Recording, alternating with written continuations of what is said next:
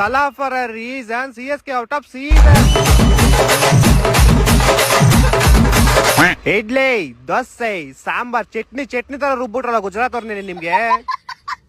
ನಮ್ ಬಾಸ್ ಹೋದ ವರ್ಷ ಒಂದ್ಸತಿ ಹುಷಾರಿದೆ ಅಷ್ಟೇ. ಈಗ ಬಂದವರೆಲ್ಲ ಬೆಟ್ಟಿಗೆ ಬಿಟ್ಟು ಹೋಯ್ತವ್ರ ನಿಮ್ಗೆ.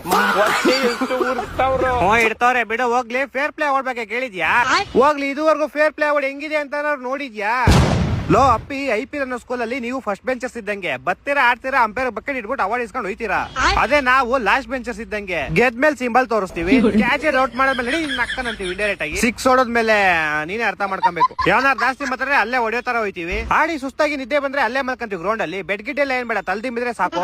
ಯಾರು ನಮ್ಗೆ ಯಾವ ತರ ಉರ್ಸ್ತಿರ್ತಾರೋ ನಾವು ಅವ್ರಿಗೆ ಅದೇ ತರ ಉರ್ಸ್ತೀವಿ. ನೀವುಗಳ ಅಂಪೈರ್ ನೋಡಿದ್ರೆ ಸಲ್ಯೂಟ್ ಹೋಗ್ಬಿಟ್ಟು ಹೋಯ್ತೀರಾ. ನಾವ್ ಆಡ್ಬೇಕಾದ್ರೆ ಒಂಚೂರ ಡೌಟ್ ಬಂದ್ರೆ ಹೋಗಿ ಅಂಪೈರ್ ಹತ್ರ ಬಾಲ್ ಕಿತ್ಕೊಂಡು ಬಾಲ್ ಸರಿಗೈತಾ ಇಲ್ವೋ ಚೆಕ್ ಮಾಡ್ತೀವಿ. ಇದೆಲ್ಲ ಮಾಡಕ್ಕೆ ನಿಮ್ಗೆ ಮೀಟರ್ ಐತಾ? ಮೀಟ್ರು ಇಲ್ಲ ಬೇಡಪ್ಪ, ನಾವೆಲ್ಲ ಡೀಸೆಂಟ್ ಆಗಿ ಆಡ್ತೀವಿ. ಯಾಕೆ ಹೇಳು, ಫೇರ್ ಪ್ಲೇ ತಗೊಂಡು ನಿಮ್ ತಿಕ್ಕಿಡ್ಕೊಬೇಕಲ್ಲ.